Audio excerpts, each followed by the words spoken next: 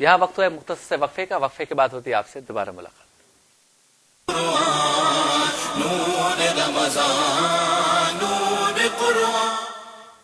Welcome back नाज़रीन, आप देख रहे हैं प्रोग्राम बज़्म इफ्तार शब्बीर अबू तालिब के साथ तौबा व इस्तिग़फ़ार। आज का हमारा मौजू है और सवाल आपकी टेलीविजन स्क्रीन पर है कि क्या अब तक हमने इस्तिग़फ़ार करने की आदत डाली है या नहीं, क्योंकि ये महीना है दुआओं की कबूलियत का महीना है, इस्तिग़फ़ार की कबूलियत का महीना है, तौबा की कबूलियत का महीना है।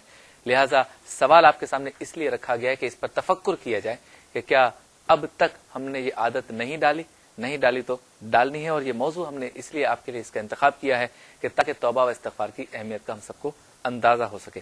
मुफ्ती साहब, अंदाज़े निदामत कैसा हो कि इसके बाद यकीन हो चले मुझे खुद कि जो मैंने तौबा की है वो कबूल हो रही है या हो गई है। बिस्मिल्लाहिर्रहमानिर्रहीम। नदामत का मतलब होता है शर्मिंदगी, और शर्मिंदगी से मुराद यहाँ पर यह है कि जो कुछ आपने पीछे गुनाह किया है उसके बारे में दिल के अंदर सही माना में एहसास हो। असल में नदामत और शर्मिंदगी का ताल्लुक भी दिल से ही है कि दिल के अंदर आदमी को एहसास हो और फिर उसके अमली तौर पे नताइज भी सामने आए, वही असली नदामत कहलाती है। और अमली तौर पे उसके नताइज से मुराद ये है कि जो गुनाह उसने किया था तो वो उसको तर्क कर दे।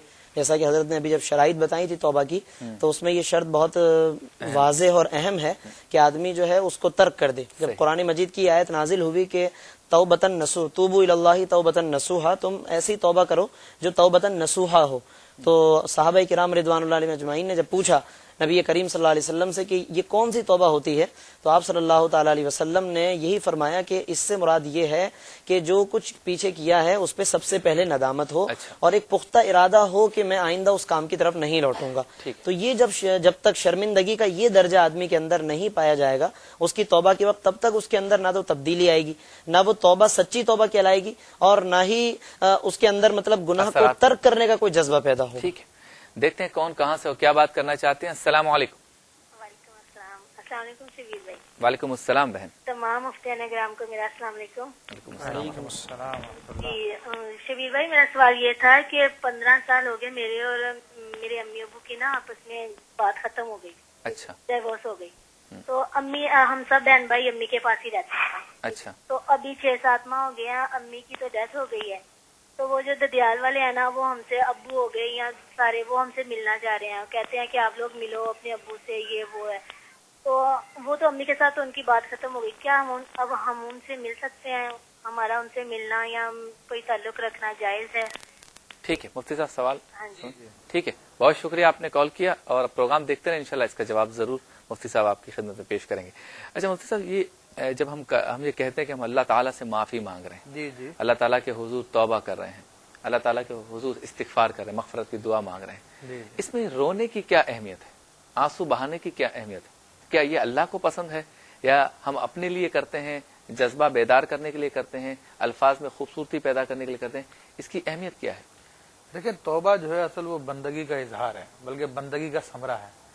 इंसान जो कुछ भी कर ले, तौबा का जैसा कोई अमल नहीं है।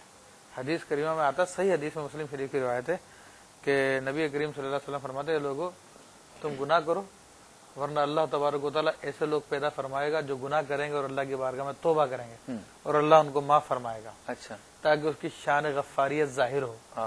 तो उसकी शान का ज़हूर, एक सिफत का ज़हूर इंसान के तौबा करने ही पर मौकूफ है। इंसान तौबा करता तो वो सिफत जाहिर होती है अल्लाह तबारक व तआला की। तो इसीलिए हर सूरत में तौबा मकबूल है। अब तौबा की जो इंतहाई सूरत है, इंसान अपने आप को बिल्कुल यानी अपना कसूर को तस्लीम कर ले, और उसमें हमारे यहाँ पे जो कैफियत होती है वो रोना है, आंसू बहाना है। तो एक तो ये कि अल्लाह तबारक व तआला को गुनाहगार के आंसू, तौबा करने लगे आंसू बहुत पसंद है। फिर ये आंसू खुद इसके लिए फायदेमंद है कि बरोज़े क़यामत जब जहन्नुम भड़क रही होगी तो वहाँ पे जिब्रील अमीन या कोई और फरिश्ता जो है वो इन आंसू को लेकर आएगा, और रोने वालों के आंसू को, और जहन्नुम जो है उन आंसू से दूर भागेगी। अच्छा। कि आंसू मुझ पे ना छिड़क दिए जाए, वरना आग बुझ जाएगी। और हदीस में भी आता है कि जिसका खौफ है खुदा की वजह से मक्खी के पर के बराबर भी अगर आंसू निकल आया तो अल्लाह तबारक व तआला उस आंख को जहन्नुम में नहीं जलाएगा। क्या बात है, क्या बात है। शहबाज भाई, मुनाजात भी पढ़ते हैं आप और ऐसे कलाम भी पढ़ते हैं जिसमें दुआ हो, मजमा रोने लग जाए, तो आप पर यानी पढ़ने वाले पे क्या कैफियत तारी होती है, तौबा व इस्तिग़फ़ार का जिसमें तज़किरा हो?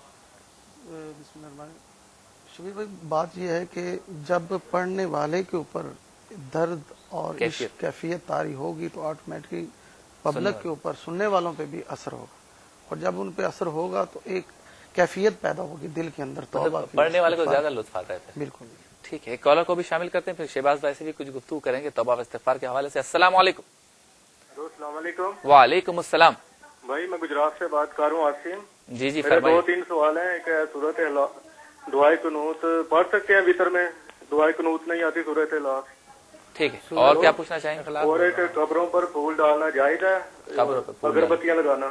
ٹھیک ہے، اور ایک یہ ہے کہ قرآن پاک پڑھتے ہیں اور کسی کی کمر ہو جائے یہاں، اس میں گناہ تو نہیں ہے، حرج تو نہیں ہے کوئی کسی کی؟ ٹھیک ہے. اور ایک یہ کہ اگر کوئی سیڑھیاں اتر رہا ہو یا چڑھ رہا ہو ٹھیک ہے تو قرآن پاک بند کرنا ٹھیک ہے؟ ٹھیک ہے، بہت شکریہ، آپ نے کال کی اور اس کے جوابات انشاءاللہ دیتے ہیں. اچھا شہباز بھائی یہ بتائیں کہ آپ کو کوئی ایسا تجربہ ہے کہ آپ نے کلام پڑھا ہو توبہ و استغفار سے متعلق اور لوگ دھاڑے مار مار کے رو رہے ہیں؟ مدینہ شریف میں ایک دفعہ ایسا ہوا تھا پروگرام، میں نے وہاں حمد پڑھی، اس کے بعد ناز شریف، تو ایک کیفیت عجیب سی تھی. میری اپنی بھی ایسی حالت ہو گئی، پورا ماحول بن گیا، یعنی کہ رو کے میری کیفیت ایسی ہوگی اور پبلک کی بھی، کہ ایک عجیب رنگ اور ایک عجیب کیف تھا کہ وہ منظر ابھی تک میں بھولا نہیں. وقت ہوا ہے مختصر بریک کا. اس امید، تمنا، آرزو، خواہش و یقین کے ساتھ جاتے ہیں بریک کی جانب کہ جب ہم لوٹیں گے تو آپ ہوں گے ہمارے ساتھ. ملتے ہیں ایک مختصر سے بریک کے بعد.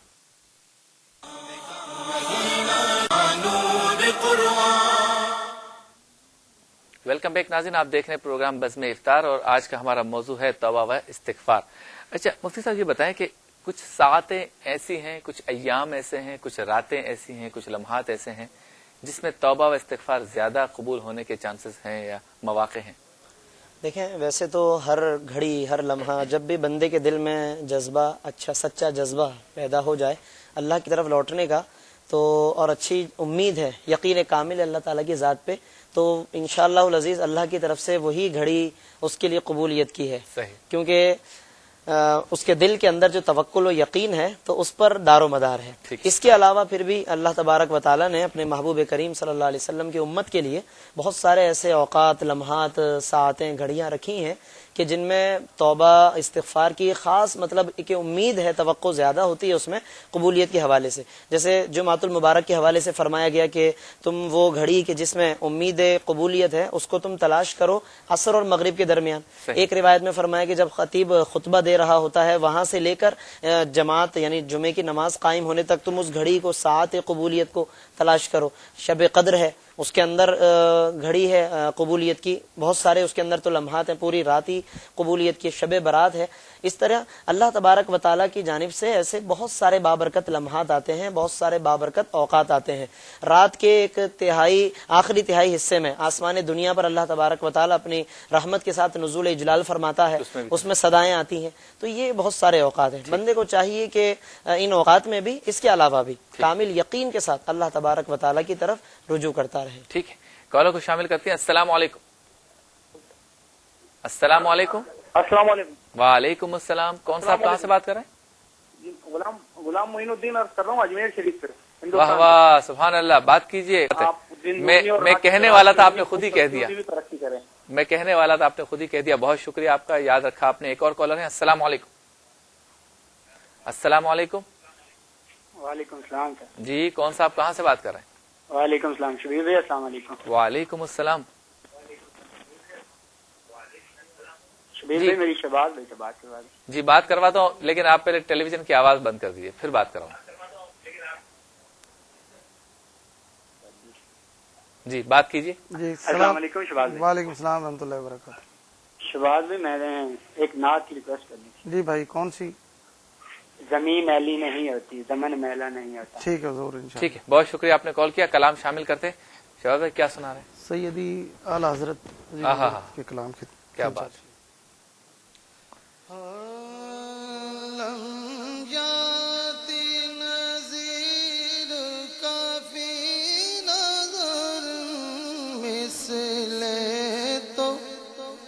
شد پیدا جانا جگ راج کو تاج تو رے تجھ کو شہ دو سرا جانا البحر والا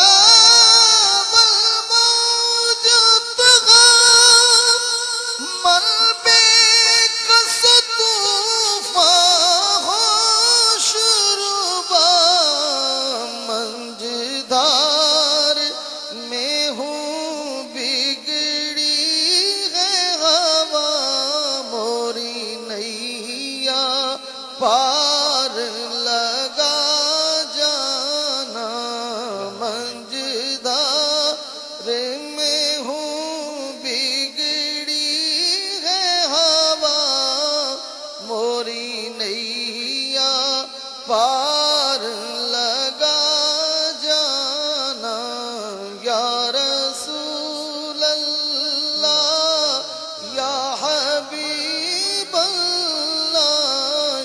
رسول اللہ یا حبیب اللہ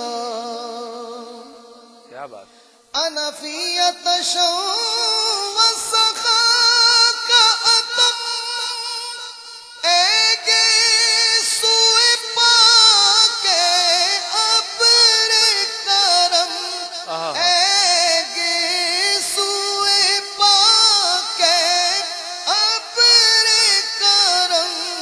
برسن ہارے رم جم برسن ہارے رم جم دو بوند ادھر بھی گرا جانا یا رسول اللہ یا حبیب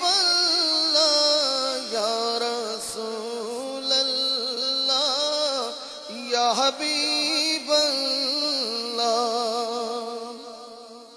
الروح فدا کا فزد حرکات یک شال دیگر برز اشکا یک شال دیگر برز اشکا موراتم من دھن سب پھونک دیا مورا تن من دھن سب پھونک دیا یہ جان بھی پیارے جلا جانا یا رسول اللہ نور قرآن خوش آمدید. آپ دیکھ رہے ہیں پروگرام بزم افطار شبیر ابو طالب کے ساتھ. مفتی صاحب سوالات کافی جمع ہو گئے, پھر توبہ و استغفار کی طرف آئیں گے. دیکھیں ایک ہمارے بھائی نے انڈیا سے کوشچن کیا تھا کہ اللہ کی ذات کے بارے میں لوگ کہتے ہیں کہ اللہ کی ذات ہر سمت ہے مشرق و مغرب میں, اور حالانکہ اللہ کی ذات کو ہر جگہ کہنا صحیح نہیں ہے. لیکن بات یہ کہ میں وضاحت کر دوں کہ ہمارے یہاں پہ جو محاورہ رائج ہے وہ یہ ہے کہ اللہ تعالیٰ ہر جگہ ہے. یہ نہیں ہے کہ اللہ کی ذات ہر جگہ ہے, کیونکہ اللہ تبارک و تعالیٰ کی ذات کو ہر جگہ کہنا جو ہے نا وہ کفر ہے. یہ علماء نے باقاعدہ یہ کسی بھی جگہ میں کہنا, کیونکہ جگہ میں جب ہم کہیں گے تو وہ مقید ہو جائے گا, جگہ کے اندر آ جائے گا, کنفائن آ جائے گا, تو خالق اپنی مخلوق کے اندر سما جائے گا, تو یہ کفریہ بات ہے. تو یہ کہہ سکتے ہیں کہ اللہ تعالیٰ ہر جگہ مراد اس کی صفت ہر جگہ ہے, اس کا علم ہر جگہ ہے, قدرت ہر جگہ ہے. پھر کا غلطی کرنے پہ قرآن پہ رنگین کاغذ چپکاتے ہیں, یہ کیسا ہے؟ تو یہ فیشن میں نے تو نہیں دیکھا ہمارے یہاں پہ یہ رواج, لیکن کہیں ہوتا ہو. بعض مدارس میں جیسے حفظ کرتا تھا نا, جی تو وہ غلطی قاری صاحبان کرواتے تھے کہ تھوک سے اس کو توڑ کے اس جگہ چپکائیں لفظ پر, تو بچے کو یاد رہے کہ یہ غلطی ہے. تو تھوک مطلب